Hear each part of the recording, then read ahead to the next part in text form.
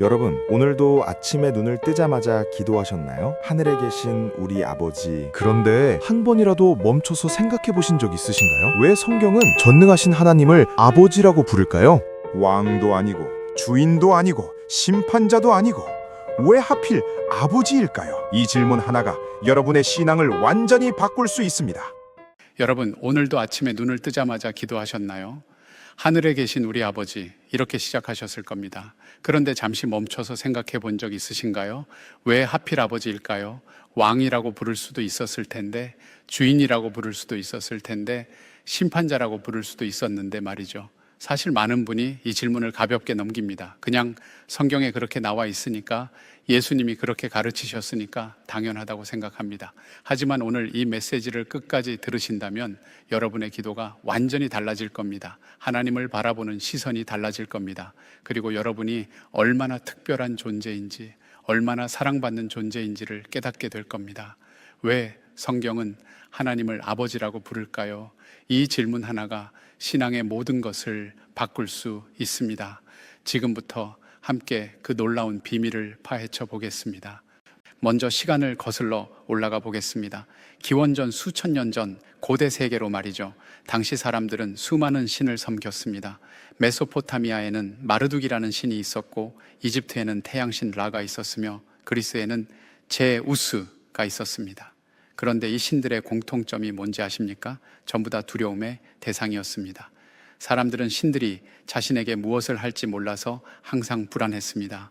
오늘 제사를 잘못 드렸다가 벼락을 맞으면 어떡하나, 신의 비위를 거슬렀다가 가뭄이 들면 어떡하나 늘 조마조마했던 겁니다. 그리스 신화를 보면 제우스가 얼마나 변덕스러운지 나옵니다. 기분 좋을 때는 축복을 주지만 기분 나쁠 때는 사람을 동물로 만들어 버리기도 하고 벼락을 내려 죽이기도 했습니다. 신들끼리도 싸우고 질투하고 복수했습니다. 이런 신들을 섬기는 사람들이 평안할 수 있었겠습니까?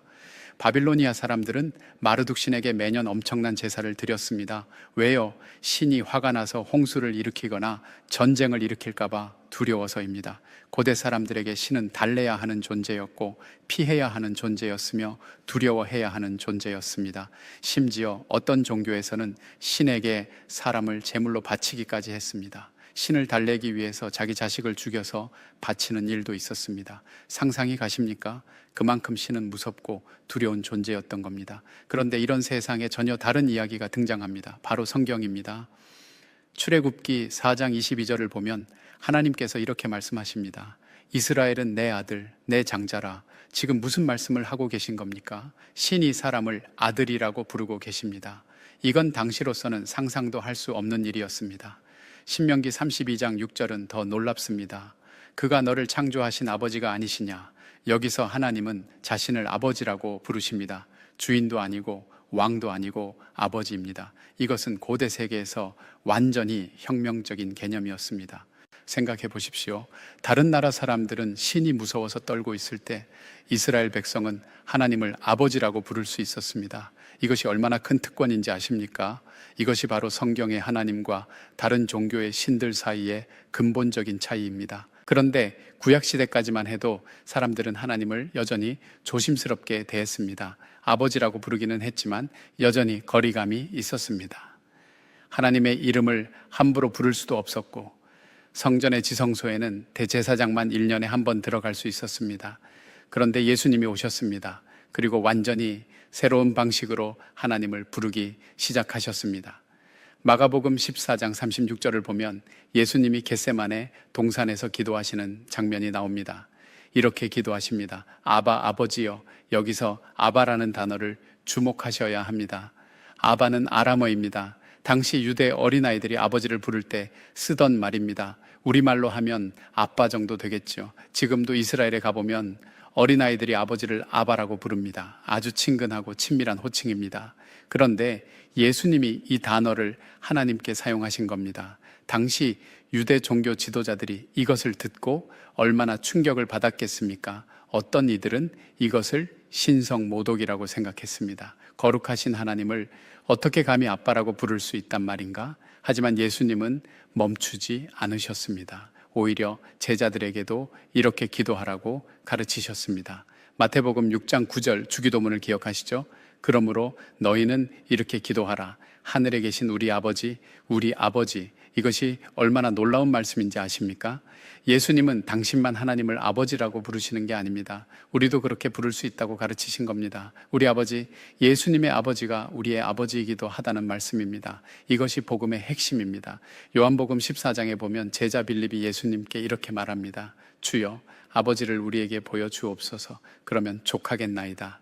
빌립은 아직도 하나님 아버지를 직접 보고 싶어 했습니다. 그런데 예수님의 대답을 들어보십시오. 예수께서 이르시되 빌립아, 내가 이렇게 오래 너희와 함께 있었는데도 네가 나를 알지 못하느냐? 나를 본 자는 아버지를 보았거늘 어찌하여 아버지를 보이라 하느냐? 이 말씀이 무슨 뜻입니까? 예수님은 단순히 하나님을 닮았다는 게 아닙니다. 예수님 안에서 하나님 아버지의 성품이 완벽하게 드러났다는 겁니다. 예수님이 병자를 고치실 때 그것이 아버지의 마음입니다. 예수님이 죄인을 용서하실 때 그것이 아버지의 마음입니다. 예수님이 어린아이를 안으실 때 그것이 아버지의 마음입니다. 그래서 우리가 예수님을 보면 하나님 아버지가 어떤 분인지 알 수 있습니다. 예수님은 멀리 계신 하나님을 가까이 오게 하셨습니다. 무섭고 두려운 하나님을 사랑이 가득하신 아버지로 보여주셨습니다. 이제 조금 더 깊이 들어가 보겠습니다. 여러분, 한 가지 질문을 드려도 될까요? 하나님이 아버지라면 아들은 언제부터 계셨을까요? 이 질문이 중요합니다. 왜냐하면 아버지라는 말은 혼자서는 성립될 수 없기 때문입니다. 생각해 보십시오. 아들이 없으면 아버지도 없습니다. 아버지라는 말은 관계를 나타내는 말입니다. 그러니까 하나님이 아버지라면 아들도 영원 전부터 계셨다는 뜻입니다. 이것이 바로 삼위일체의 비밀입니다. 요한복음 1장 1절부터 2절을 함께 보겠습니다. 태초에 말씀이 계시니라. 이 말씀이 하나님과 함께 계셨으니 이 말씀은 곧 하나님이시니라. 그가 태초에 하나님과 함께 계셨고, 여기서 말씀은 예수님을 가리킵니다. 그리고 태초는 시간이 시작되기 전을 의미합니다. 우주가 만들어지기 전, 첫 번째 별이 빛나기 전, 첫 번째 아침이 오기 전부터 이미 예수님은 계셨습니다. 그리고 하나님과 함께 계셨습니다. 여기서 함께라는 단어가 중요합니다. 원어로는 프로스라는 단어인데 이것은 단순히 옆에 있다는 뜻이 아닙니다. 프로스는 얼굴을 마주하고 끊임없이 교류한다는 의미입니다. 예를 들어 볼까요? 두 사람이 카페에 앉아 있습니다. 한 사람은 스마트폰을 보고 다른 사람은 창밖을 봅니다. 이것은 함께 있는 것이지만 프로스는 아닙니다. 그런데 두 사람이 서로의 눈을 바라보며 대화하고 웃고 서로의 말에 반응합니다. 이것이 프로스입니다. 성부 하나님과 성자 예수님은 영원 전부터 이런 완벽한 교제 안에 계셨습니다. 서로를 바라보고 서로를 사랑하고 서로에게서 기쁨을 얻으셨습니다. 이것이 하나님의 본질입니다. 하나님은 원래 관계 안에 계신 분입니다. 골로사에서 1장 15절부터 17절은 이렇게 증언합니다. 그는 보이지 아니하는 하나님의 형상이시요 모든 피조물보다 먼저 나신 이시니 만물이 그에게서 창조되되 하늘과 땅에서 보이는 것들과 보이지 않는 것들과 혹은 왕권들이나 주권들이나 통치자들이나 권세들이나 만물이 다 그로 말미암고 그를 위하여 창조되었고 또한 그가 만물보다 먼저 계시고 만물이 그 안에 함께 섰느니라. 예수님은 창조되신 분이 아니라 창조하신 분입니다. 모든 것이 예수님을 통해 만들어졌습니다. 시간도, 공간도, 물질도, 별도, 은하수도 전부 예수님이 만드셨습니다. 그러니까 예수님은 시간보다 먼저 계셨고 우주보다 먼저 계셨습니다. 그리고 성령님도 마찬가지입니다. 창세기 1장 2절을 보면 땅이 혼돈하고 공허하며 흑암이 깊음 위에 있고 하나님의 영은 수면 위에 운행하시니라고 나옵니다. 하나님의 영, 성령님도 창조 이전부터 계셨습니다. 그래서 하나님을 아버지라고 부르는 것은 단순한 비유가 아닙니다. 하나님의 본질이 관계라는 것을 보여주는 겁니다. 성부, 성자, 성령 삼위일체, 하나님은 영원 전부터 완벽한 사랑과 기쁨의 관계 안에 계셨습니다. 그리고 놀랍게도 우리를 이 관계 안으로 초대하셨습니다. 이제 가장 감동적인 부분으로 들어가 보겠습니다. 갈라디아서 4장 4절부터 7절을 천천히 읽어보겠습니다. 때가 차마에 하나님이 그 아들을 보내사 여자에게서 나게 하시고 율법 아래에 나게 하신 것은 율법 아래에 있는 자들을 속량하시고 우리로 아들의 명분을 얻게 하려 하심이라. 여기서 아들의 명분을 얻게 하려는 표현을 주목하십시오. 이것은 법적인 입양 용어입니다. 로마 시대의 입양은 아주 중요한 법적 절차였습니다. 입양된 아이는 친자녀와 완전히 동등한 권리를 가졌습니다. 이름도 바뀌고 상속권도 생기고 가문의 모든 특권을 누릴 수 있었습니다. 더 놀라운 것은 로마법에 따르면 입양된 자녀는 과거의 모든 빚이 탕감되었습니다. 새로운 아버지가 모든 빚을 대신 갚아주었습니다.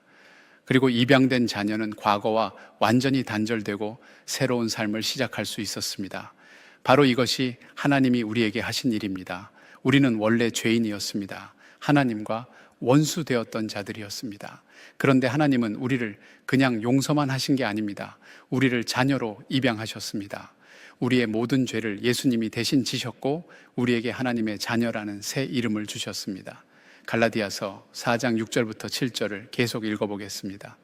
너희가 아들임으로 하나님이 그 아들의 영을 우리 마음 가운데 보내사 아바 아버지라 부르게 하셨느니라. 그러므로 네가 이후로는 종이 아니요 아들이니 아들이면 하나님으로 말미암아 유업을 받을 자니라. 여러분, 우리는 더 이상 종이 아닙니다. 종은 주인을 두려워하며 일합니다. 실수하면 벌을 받고 잘못하면 쫓겨날까 봐 불안합니다. 하지만 우리는 종이 아니라 아들입니다. 자녀는 집에서 쫓겨나지 않습니다. 자녀는 실수해도 여전히 사랑받습니다. 로마서 8장 15절부터 17절은 이것을 더 명확하게 말합니다. 너희는 다시 무서워하는 종의 영을 받지 아니하고 양자의 영을 받았으므로 우리가 아바 아버지라고 부르짖느니라. 성령이 친히 우리의 영과 더불어 우리가 하나님의 자녀인 것을 증언하시나니 자녀이면 또한 상속자 곧 하나님의 상속자요 그리스도와 함께한 상속자니. 여기서 또 아바 아버지라는 표현이 나옵니다. 우리도 예수님처럼 하나님을 아바 아버지라고 부를 수 있습니다. 그리고 우리는 단순히 용서받은 죄인이 아닙니다. 우리는 하나님의 상속자입니다. 예수님과 함께 상속받을 자들입니다. 이것이 얼마나 놀라운 은혜인지 아십니까? 우리는 하나님의 모든 것을 상속받을 자녀입니다. 천국도 우리 것이고 영생도 우리 것이고 하나님의 영광도 우리가 함께 누릴 것입니다. 이것이 복음입니다. 이것이 하나님이 우리를 아버지로 부르라고 하신 이유입니다. 예수님은 하나님 아버지의 마음을 가장 잘 보여주는 비유를 하나 말씀하셨습니다. 바로 탕자의 비유입니다. 누가복음 15장에 나오는 이야기인데 아마 여러분도 잘 아실 겁니다. 하지만 오늘은 조금 다른 각도에서 살펴보겠습니다. 어떤 사람에게 두 아들이 있었습니다.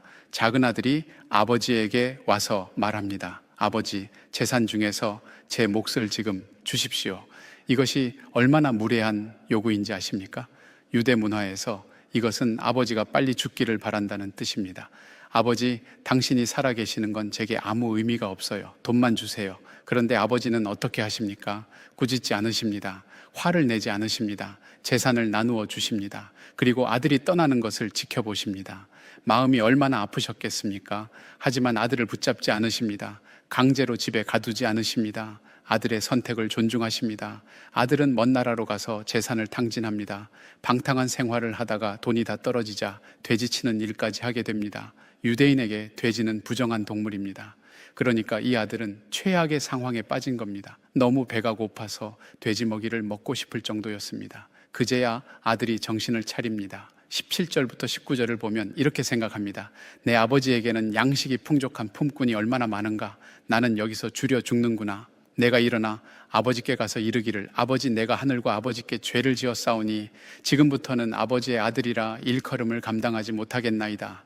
나를 품꾼의 하나로 보소서 하리라. 아들은 각본을 준비합니다. 집에 가서 사과하고 종으로라도 살게 해달라고 빌 계획입니다. 아들 자격은 포기했습니다. 그냥 목숨만 부지할 수 있으면 된다고 생각했습니다.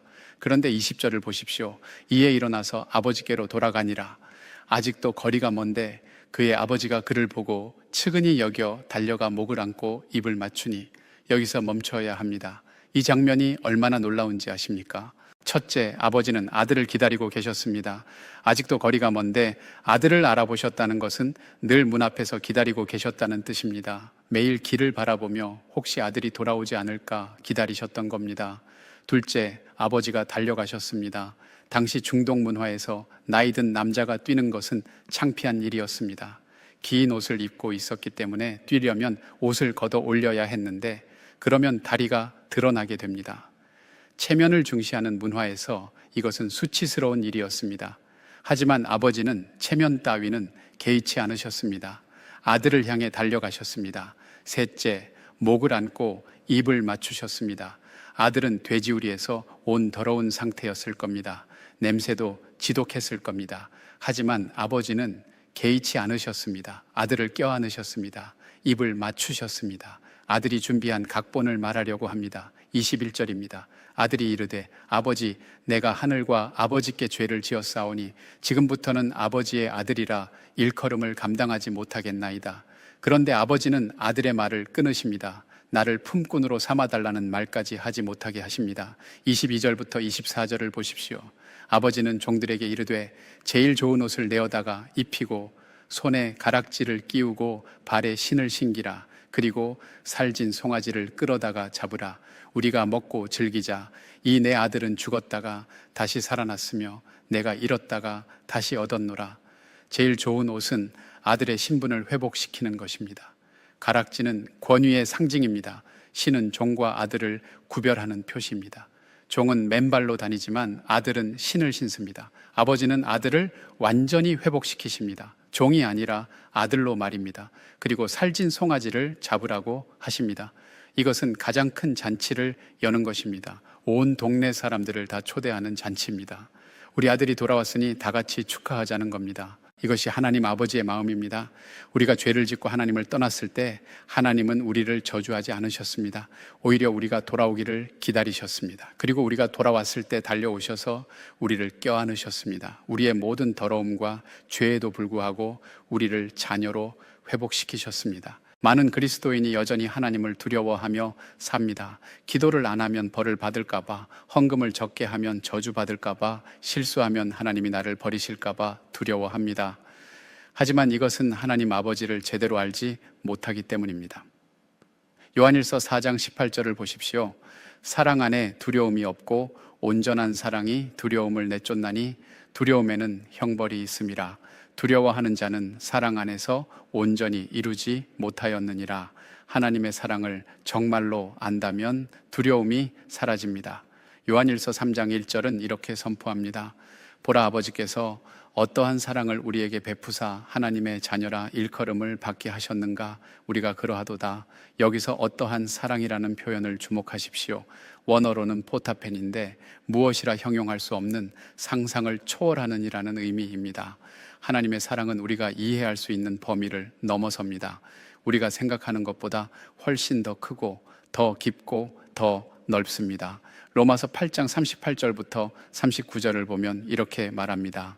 내가 확신하노니 사망이나 생명이나 천사들이나 권세자들이나 현재 일이나 장래 일이나 능력이나 높음이나 깊음이나 다른 어떤 피조물이라도 우리를 우리 주 그리스도 예수 안에 있는 하나님의 사랑에서 끊을 수 없으리라.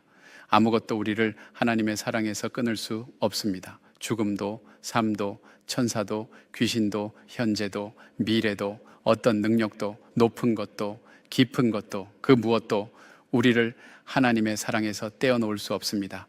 왜요? 우리가 하나님의 자녀이기 때문입니다. 마태복음 7장 9절부터 11절에서 예수님은 이렇게 말씀하십니다.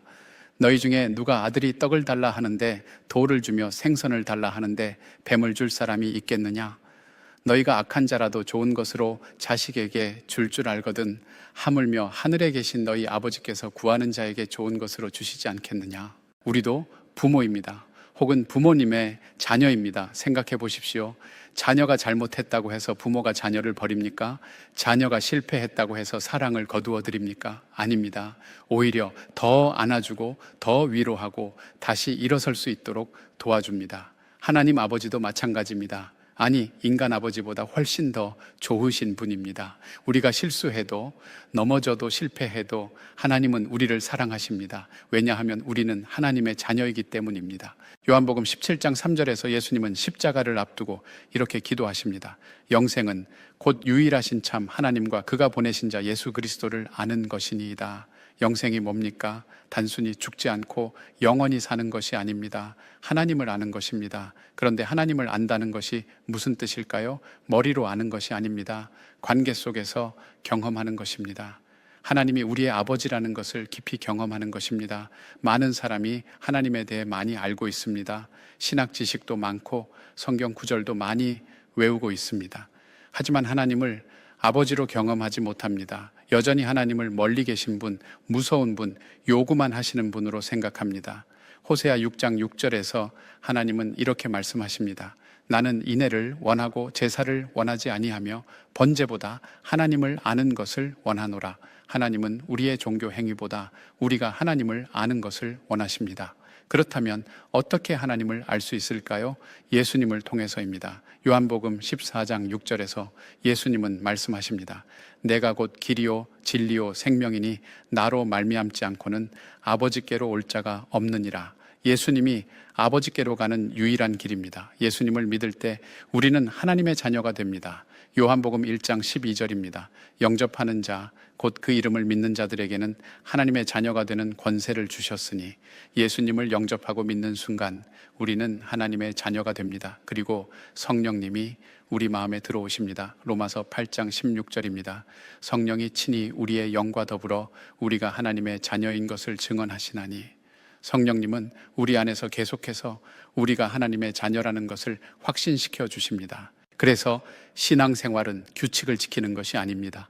아버지와의 관계입니다. 하나님을 아버지로 경험하며 사는 것입니다. 매일 아침 눈을 뜰 때 아버지, 오늘도 저를 사랑해 주셔서 감사합니다 라고 고백하는 것입니다.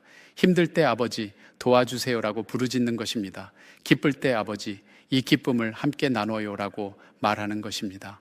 사랑하는 여러분, 오늘 우리는 왜 성경이 하나님을 아버지라고 부르는지 함께 살펴보았습니다. 이것은 단순한 비유가 아닙니다. 하나님의 본질이 관계라는 것을 보여주는 진리입니다. 우리는 고대 종교의 신들과 성경의 하나님이 얼마나 다른지 보았습니다. 다른 신들은 두려움의 대상이었지만 우리 하나님은 사랑의 아버지이십니다. 예수님은 하나님을 아버지라고 부르셨고 우리도 그렇게 부를 수 있다고 가르치셨습니다. 우리는 아버지라는 이름 속에 숨겨진 삼위일체의 비밀을 발견했습니다. 하나님은 영원 전부터 성부, 성자, 성령으로 완벽한 사랑의 관계 안에 계셨습니다. 그리고 놀랍게도 우리를 그 관계 안으로 초대하셨습니다. 하나님은 우리를 단순히 용서만 하신 게 아닙니다. 우리를 자녀로 입양하셨습니다. 우리의 모든 죄를 예수님이 대신 지셨고 우리에게 하나님의 자녀라는 새 이름을 주셨습니다. 우리는 종이 아니라 아들입니다. 두려워할 필요가 없습니다. 탕자의 비유를 통해 우리는 아버지의 마음을 보았습니다. 우리가 죄를 짓고 떠났을 때도 아버지는 우리를 기다리셨습니다. 우리가 돌아왔을 때 달려오셔서 우리를 껴안으셨습니다. 우리를 완전히 회복시켜 주셨습니다. 그래서 우리는 더 이상 두려워하지 않아도 됩니다. 하나님의 사랑 안에서 자유롭게 살 수 있습니다. 실수해도 넘어져도 실패해도 우리는 여전히 하나님의 자녀입니다. 아무것도 우리를 하나님의 사랑에서 끊을 수 없습니다. 영생은 하나님을 아는 것입니다. 하나님이 우리의 아버지라는 것을 깊이 경험하는 것입니다. 이것이 신앙생활의 핵심입니다. 규칙을 지키는 것이 아니라 아버지와의 관계입니다. 오늘부터 여러분의 기도가 달라지기를 바랍니다. 하늘에 계신 우리 아버지라고 부를 때 잠시 멈추어 보십시오. 정말로 하나님이 여러분의 아버지라는 것을 마음으로 느껴보십시오. 여러분은 종이 아닙니다. 여러분은 자녀입니다. 여러분은 두려워할 필요가 없습니다. 여러분에게는 아버지가 계십니다. 여러분을 사랑하시는 아버지, 여러분을 기다리시는 아버지, 여러분을 절대로 버리지 않으실 아버지가 계십니다. 힘들 때 아버지라고 부르십시오. 기쁠 때도 아버지라고 부르십시오. 슬플 때도, 외로울 때도, 혼란스러울 때도 아버지라고 부르십시오. 그분은 항상 여러분의 부르심에 응답하십니다. 왜냐하면 여러분은 그분의 사랑하는 자녀이기 때문입니다. 오늘 이 메시지가 여러분의 마음에 닿았다면 댓글에 아멘 한 글자만 남겨주십시오. 마음을 두드린 구절이나 깨달음이 있었다면 짧게라도 나누어 주시면 더 좋습니다. 여러분의 고백이 다른 분들에게도 큰 은혜가 될 것입니다. 그리고 이 진리가 필요한 분들에게 꼭 공유해 주시고 구독과 좋아요로 함께 걸어가 주십시오. 오늘도 하나님 아버지의 크신 사랑이 여러분과 함께하기를 축복합니다. 감사합니다.